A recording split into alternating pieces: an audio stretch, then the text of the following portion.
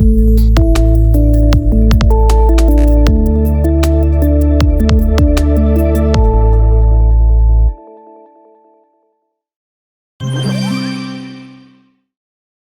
amis téléspectateurs, bonjour ou bonsoir. Cela dépend de l'heure à laquelle vous nous recevez. Chers internautes, bonjour.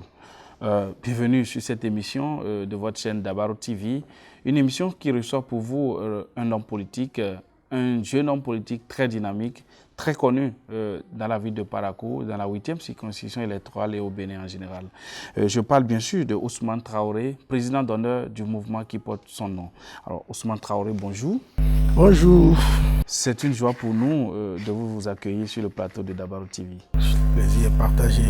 Alors, Ousmane Traoré, vous allez le convenir avec moi, ce nom a sonné à Parakou et au Bénin au lendemain des élections municipales.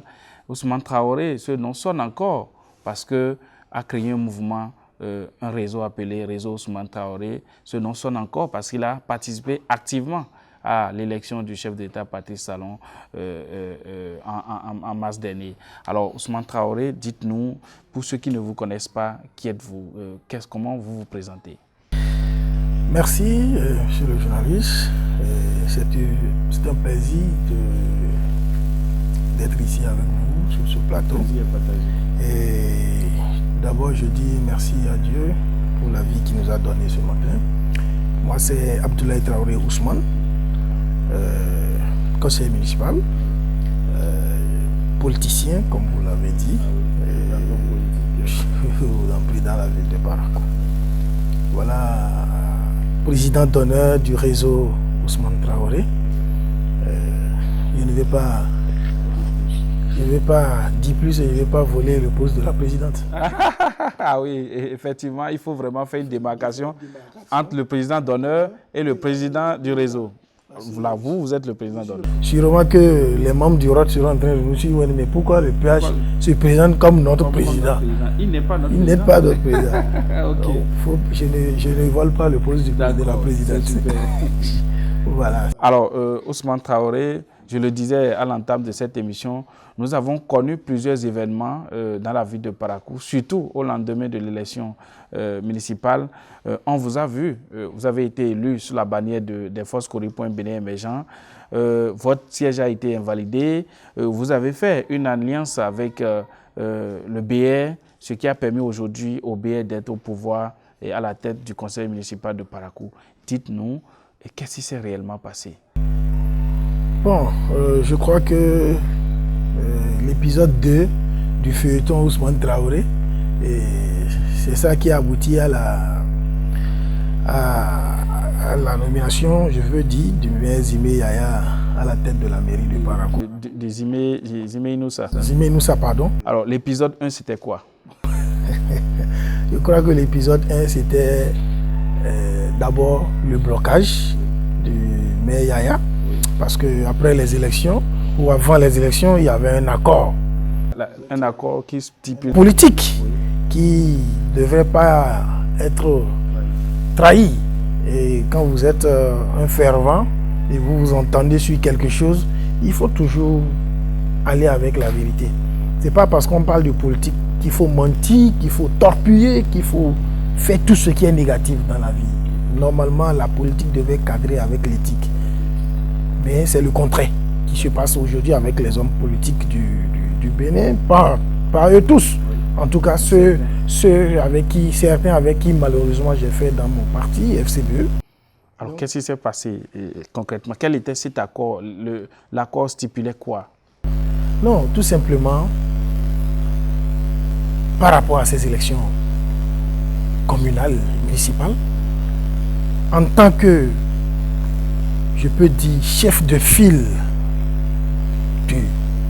de FCBE au nord ici, il y a eu un minimum de postes sur lequel nous nous sommes entendus après les élections. Quel était le schéma? Donc, le schéma était clair. On va aux élections, on fait de Alassane Idrissou comme maire du Parakou, en tant que coordonnateur communal de FCBE. Et ce qui m'avait été proposé, c'est d'être le premier adjoint. Mais j'ai dit non. Je préfère rester à la base en tant que chef d'arrondissement pour pouvoir rester au contact des populations. Donc du coup, le schéma a changé. Quand le maire Yaya a fait son entrée spectaculaire. Initialement, c'était pas... Non. Yaya n'est convenu dans aucun schéma. Et le maire Yaya et l'honorable Sifou, il a été clair. Ils n'ont même pas eu le courage de sortir comme ça dans l'opposition. L'honorable Sifou est même mieux parce que parfois il est rentré sur le terrain avec nous et tout ça. Yaya est venu de nulle part. On ne le voyait même pas, on ne sait pas quand est-ce qu'il a parachuté pour venir dans la coordination. Donc, ces deux n'étaient même pas dans le schéma. Ceux qui sont dans le schéma sont clairs. À quel moment les choses ont changé? Juste après les élections, ces deux se sont envolés vers Cotonou, aller s'asseoir à deux, faire leur bureau et venus nous imposer ça, nous les conseillers. Mais ça, c'est la politique d'avant ça. Il y a un contrat. Et il se base même sur le contrat pour dire on n'a plus besoin de se voir parce qu'on avait déjà fait un contrat. Parce qu'on devait se retrouver pour voir comment choisir le bureau. Donc ils ont dit non, on n'a plus besoin de se voir puisqu'on avait... Donc pour nous, c'était retenu. Et là, paf, on apprend encore que c'est le maire qui doit être maire. Mais comment ça? Bon, écoutez, moi je ne dis rien. Appelez Alassane. Si vous entendez qu'Alassane cède, c'est tant mieux. Mais on ne touche pas à mon poste de CIA.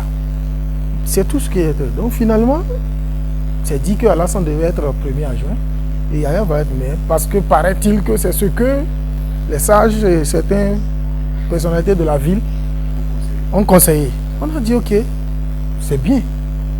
Si Alassane a accepté, ce qui est sûr que le contrat ne soit pas trahi.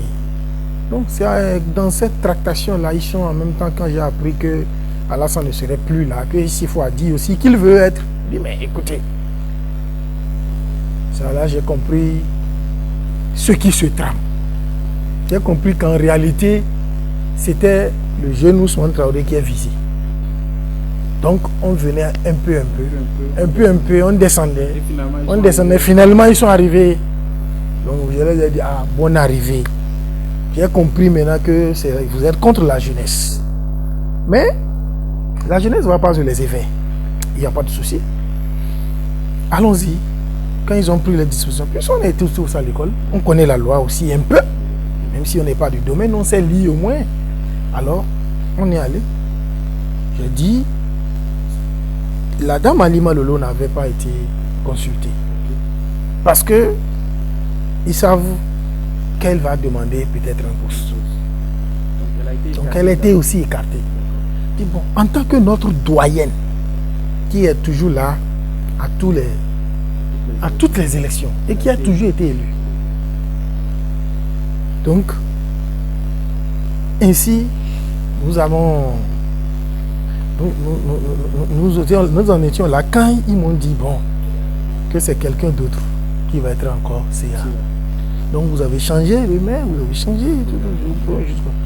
Donc la jeunesse est là pour travailler pour vous à chaque instant. Puisque c'est nous qui avions battu le BR et l'UP. C'est nous qui avions battu le BR et l'UP. C'est nous qui maîtrisons le terrain. C'est nous qui savons comment nous avions fait pour convaincre la population. Nous étions en face d'un projet de société. Non, pas d'un projet de société. Nous étions en face d'un bilan lourd.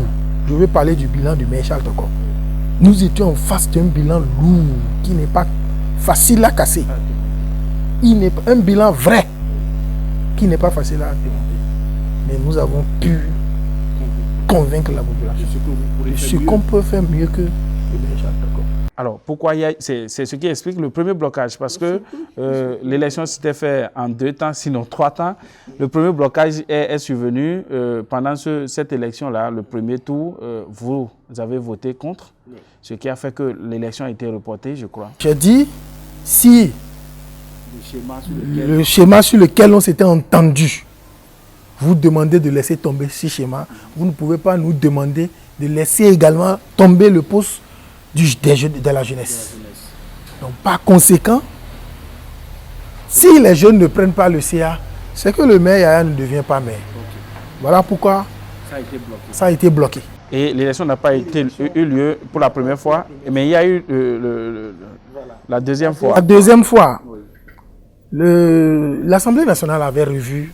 Oui, la disposition où il était possible maintenant que le parti désigne le maire et ses adjoints. Mais ce que les gens n'ont pas compris et ce qui n'a pas été expliqué à la population, c'est que malgré la relecture de la loi, il faut que tous les conseillers élus soient d'accord et approuvent le choix du parti. Mais ça veut dire que là encore, on avait encore la possibilité de bloquer. Mais puisque la population finalement est venue nous voir pour dire c'est pas grave, laissez tomber, on peut développer sans être là. Les rois, les sages nous ont vus, on a dit bon, nous on est des dignes fils. On ne peut pas nous dire non, on va refuser. On a accepté, on a laissé. Et l'élection a eu lieu. Yaya a été élu, mais Amadou Sifou, premier adjoint, deuxième, et Razak, troisième. Ainsi que les CA aussi, sans Ousmane Traoré. Mais juste là, il n'y a pas de souci. Alors, 2 mois après, l'épisode 2, le maire Yaya, puisque naturellement il est rancunier, et il se dit, lui, en tant que ministre d'État, et tout ça, c'est pas ce petit-là qui va le secouer, jamais. Il faut qu'il lui montre que lui, il est ministre d'État. Donc ils ont pris des dispositions ridicules. Vous appelez ça ridicule? J'appelle ça ridicule parce que... vous savez que Aboubakar Yaya, c'est un professeur d'université, un professeur de droit. Moi, j'appelle ces dispositions-là des dispositions ridicules. Parce que moi, je ne suis pas de la loi. Je ne connais rien de la loi. Un homme de droit. Ça, ce n'est pas mon problème. Il est un professeur d'université. Il est un professeur d'université. Il enseigne le droit. Je suis un professeur en politique. Et j'enseigne la politique. Ah oui. Donc, d'accord. Et là, nous sommes en politique. Effectivement. Quand je vais venir là-bas, il peut tout faire avec moi dans le droit. Mais là, je suis son doyen. Oui, mais là, l'acte qui a été posé pour générer l'épisode 2, c'est un acte de droit parce que c'est un recours qui a été formulé contre Ousmane Traoré. Disposition ridicule. D'accord. Parce que quand vous défiez Dieu, ça vous ridiculise. Quand vous défiez Dieu. Vous estimez que... Donc, je ne suis pas à ma place où j'ai été mis là. Mon fauteuil là, ce n'est pas un homme qui m'a donné ça. Parce qu'il avait tout fait pour ne pas me mettre sur la liste. Mais Dieu m'a imposé. Et la place qu'il m'a mis, il était sûr que je n'allais pas passer. Mais Dieu m'a fait passer. Donc, mon fauteuil et moi, on est collés. C'est comme moi. Donc je me lève là. C'est comme moi. C'est Dieu qui m'a mis là où je suis là. Donc l'homme ne peut pas me lever de mon fauteuil. Donc, puisqu'il est de la loi, ils ont pris toutes les dispositions nécessaires pour pouvoir faire un recours contre moi. Le recours est parti même du devoir... Mais c'est de mon camp le retour est parti. C'est de la FCBE. Je l'ai toujours dit haut et fort. Okay. Jusque-là, j'ai demandé au bureau national une confrontation qui malheureusement n'a jamais eu lieu. Okay. Tous les problèmes de la FCBE. Si je comprends bien, c'est au sein de la FCBE que le recours a été porté pour l'invalidation du siège de Ousmane Traoré, qui est aussi un conseiller FCBE. Voilà. Mais comment? Le recours a été porté pour invalider pas mon siège. Okay. Mais pour invalider l'élection de Ousmane Traoré et son remplacement par mon suppléant. Ok. Donc, qui était visé, c'était Ousmane Traoré et non le siège de Ousmane Traoré. Donc, c'était prévu que c'est Ousmane Traoré seul qui s'en va et son suppléant qui, pas méga, le cousin direct de quelqu'un. De qui? De quelqu'un. Quelqu'un qui veut... Quelqu'un, en tout cas. Donc malheureusement, pour eux, arriver là-bas, puisque c'est Dieu qui nous tient tous, arriver là-bas, Ousmane Traoré s'est levé, d'accord. Oui. Mais mon fauteuil, moi, je vais avec mon siège. Donc Ousmane Traoré est parti avec Ousmane Traoré est parti avec son siège. Le siège est annulé. Nous étions, la loi est claire, nous étions à 17 conseillers contre 14 pour le BR et 4 pour l'UP. Oui. Bon, si déjà la méchanceté vous pousse. Sur 33 conseillers. Sur 33 conseillers. Voilà, où la majorité absolue était 17. 17. Donc si le seul fauteuil de Ousmane Traoré c'est fini. Ça veut dire que la majorité en paix n'était plus de mise. Ce qui fait que les jeux de cartes ont repris. Et l'épisode 3. L'épisode 3. Voilà. Donc voilà où la loi dont eux qui sont forts, ils ont dicté leur loi. Et il fallait tout reprendre. Et ça s'est retourné finalement contre la FCB. Naturellement, puisque moi, en tant que conseiller en ce moment, moi j'avais les cartes en main. Ah oui. Et j'ai également mes collègues que j'ai mis sur la liste. Oui, sur la liste. Et sur la liste, qui me sont toujours fidèles. Ah, okay. Donc, alors nous avons joué la carte. Puisque nous, on ne peut pas perdre. Dame Halima et moi, qui sommes aujourd'hui en son temps vus comme des démons, oui. Mais en son temps, on était ceux qui voulaient sauver Parakou. Parce qu'on savait ce qui s'organisait contre la population. Qu'est-ce qui s'organisait, si on peut le savoir? Parce que si vous avez sauvé la population d'un groupe, il faut le dire. Non, la population est déjà informée. Parce qu'à part ses propres enquêtes, aujourd'hui nous avons une population mature. Hein. Ah oui. On ne peut plus tromper tout le monde en politique. D'accord. Ce qu'on a vu aussi, Ousmane Traoré, c'est que au lendemain de la reprise, de l'annulation de l'élection du maire Yaya, nous avons vu un front, vous avec Dame Alimat, qui avait carrément changé de veste et vous avez désormais soutenu le bloc républicain. Et ce qui a même conduit à l'élection de Dame Alimata au poste de troisième adjoint au maire. Alors, est-ce que c'est parce qu'ils ont porté recours contre vous que désormais vous êtes parti au niveau de l'autre camp, ou bien c'est parce qu'à un moment donné, vous vous êtes rendu compte que, la vérité était ailleurs? Bon, je peux dire un peu les deux. Au moment où cela se passait, il fallait forcément sauver un poste pour la FCBE.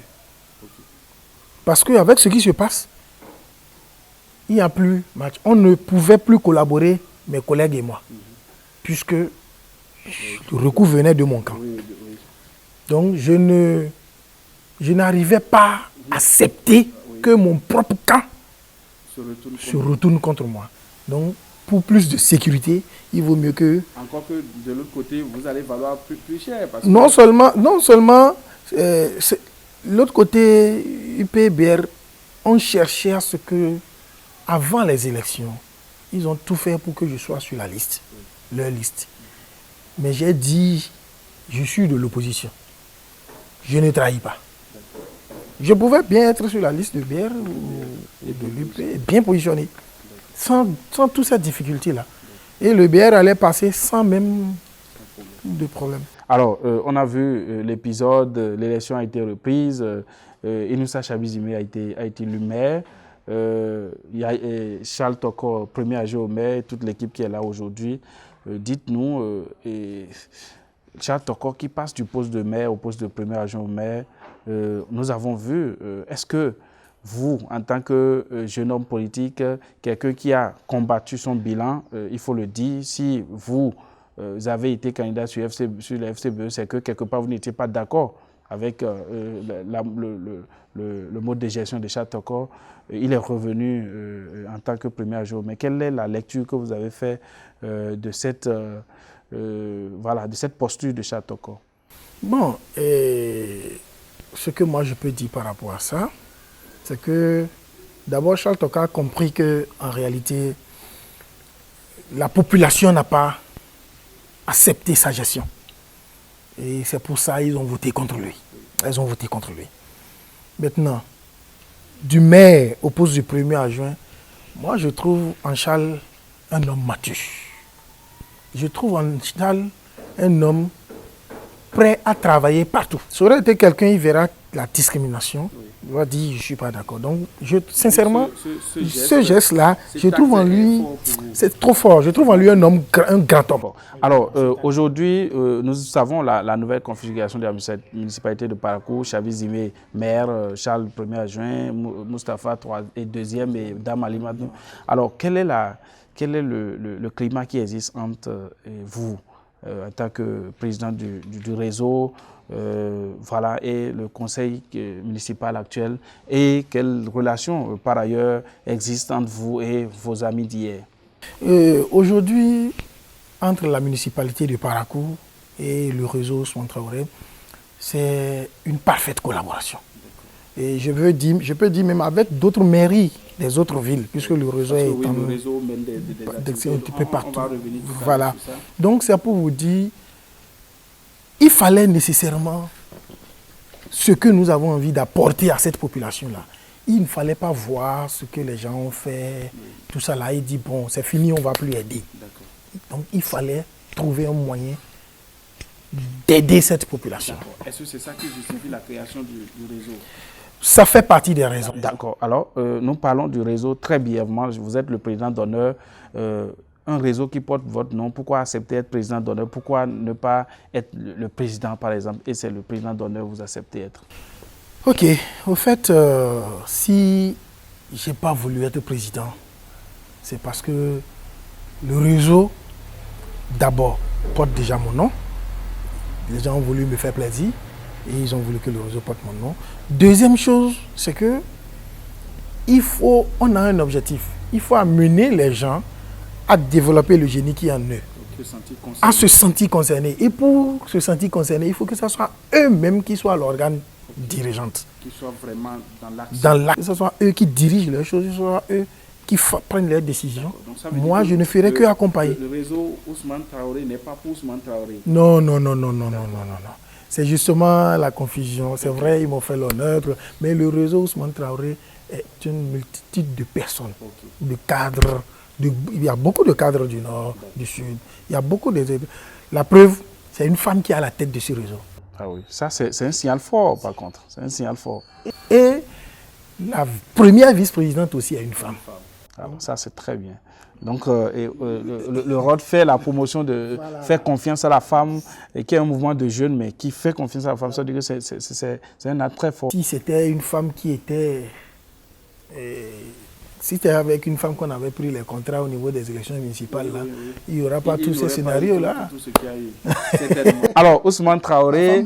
Ah oui, le réseau est né, mais avec des dents, parce que peut-être qu'en tant que président d'honneur, vous n'êtes pas, on aura peut-être un autre cadre avec la présidente du réseau pour mieux en parler. Mais vous avez été très fort là.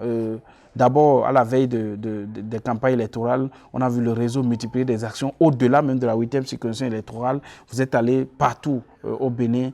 Pourquoi avoir, d'où vous tenez tout ce tonus-là, toute cette force de tenir aussi dure et de faire des actions partout dans le Bénin?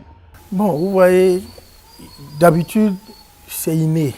C'est-à-dire, quand on fait quelque chose, moi personnellement, quand je veux faire quelque chose, même si c'est un peu, je le fais bien.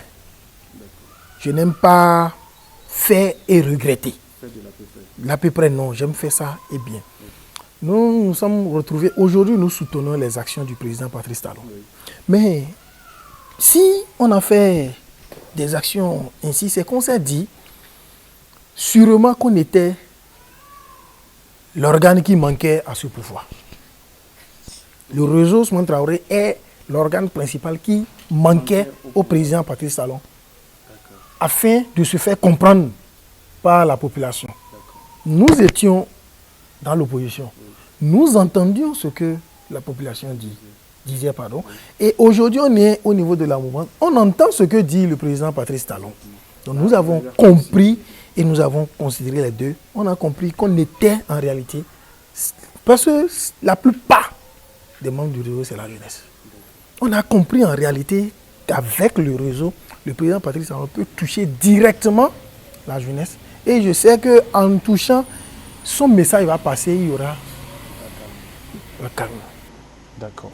Alors, nous n'avons plus malheureusement assez de temps, mais le chef de l'État a tendu la main. Il dit qu'il est prêt à dialoguer avec l'opposition. Il veut mettre la balle à terre parce que ce qui prime, c'est le développement. Alors, cette main tendue, comment vous la percevez? Parce que vos amis d'hier sont encore là et ne sont pas apparemment prêts à accepter cette main tendue du chef d'État. Quelle lecture vous faites? Bon, par rapport à ça, moi je trouve que c'est une question qui d'ailleurs m'intéresse beaucoup. La dernière fois, le réseau s'était retrouvé aux côtés de la FOPA, pour voir qui organisait une prière pour la paix. Donc j'ai profité pour lancer un appel à nos anciens dirigeants d'accepter la main tendue du chef de l'État. Moi je crois que j'ai lu dans des journaux des gens qui disent qu'il y a un coup derrière cette main tendue du chef de l'État. Vous voyez, nous nous retrouvons malheureusement dans un pays où il y a des virus contre la paix. Il y a des gens qui ne veulent pas... Il y a des gens que la paix ne les arrange pas. Parce que c'est dans la violence, là, eux, ils mangent. La paix ne les arrange pas. Quelle preuve ils ont que vraiment il y a quelque chose derrière la main tendue du chef de l'État? Alors, si réellement il y a quelque chose derrière la main tendue du chef de l'État, prenez des dispositions avant de prendre cette main-là. Vous-même portez gants et vous acceptez la main-là. Mais ils sont contre la paix. Donc pour vous, il faut quand même cette il faut nécessairement accepter la main tendue du chef de l'État. Je vous prends un petit exemple. La Côte d'Ivoire. Nous avons vu le retour. Nous avons vu Gbagbo et tout ça. La libération des prisonniers et tout ça. Mais qui vous dit que ce n'est pas le même schéma qui veut se passer? Que les gens cessent de dire qu'il y a quelque chose caché. Moi, je trouve que c'est des virus contre la paix. Merci beaucoup. Et Monsieur le Président d'honneur du réseau Ousmane Traoré, nous sommes à la fin de cette émission. Alors, j'aimerais que vous adressiez, à vos amis d'hier, les FCBE, 2, à la population de Parakou et 3, à tous les engagés du réseau Ousmane Traoré en regardant tout droit dans votre caméra. Ce que moi, je vais demander à tous les membres du ROT, la mission n'est pas facile. Partout au Bénin, tout ce qu'ils sont en train de faire, je suis de très près. Ce n'est pas facile. On va les traiter de faux, on va les traiter de tout et de tout. Mais une fois qu'ils sont convaincus de ce qu'ils sont en train de faire, ils n'ont qu'à tout faire pour finir avec la politique de la main tendue là. Et nous allons y arriver. On sait que bientôt, quand les aînés vont partir, la jeunesse va prendre le pouvoir. Et je les encourage à continuer. Le pouvoir s'arrache, ça ne se donne pas. Et nous, la jeunesse du Bénin, nous allons arracher le pouvoir. N'en plaise aux aînés. Nous allons quand même le faire ensemble avec eux. Ils seront obligés de nous le remettre, de nous le remettre tranquillement. Et quant à mes amis d'hier, parce que j'ai tout fait pour esquiver, mais on me demande nécessairement de parler d'eux. Bon, ce que moi je vais leur dire, nous on a oublié tout ce qu'ils nous ont fait. On les a laissés avec Dieu. Et on continue. S'ils veulent qu'ils viennent, on va encore travailler ensemble et développer le pays. C'est le développement de la ville qui est notre souci. Donc, je n'ai dedans contre personne, je ne suis contre personne, je ne serai jamais contre personne. Alors, comme le chef de l'État, Patrice Talon, Ousmane Traoré, président d'honneur du réseau Ousmane Traoré, vient de tendre aussi la main à ses amis d'hier qui sont prêts. Lorsqu'ils sont prêts, peuvent le rejoindre pour construire le Bénin, pour participer au développement de la ville de Parakou. Alors, merci, chers internautes, de nous avoir suivis. Nous étions avec Ousmane Traoré, président d'honneur du réseau Ousmane Traoré. Avec lui, nous avons abordé des questions qui ont trait à l'actualité au conseil municipal de Parakou, à la création du réseau Ousmane Traoré, à ses actions. Merci de nous avoir suivis. Ciao.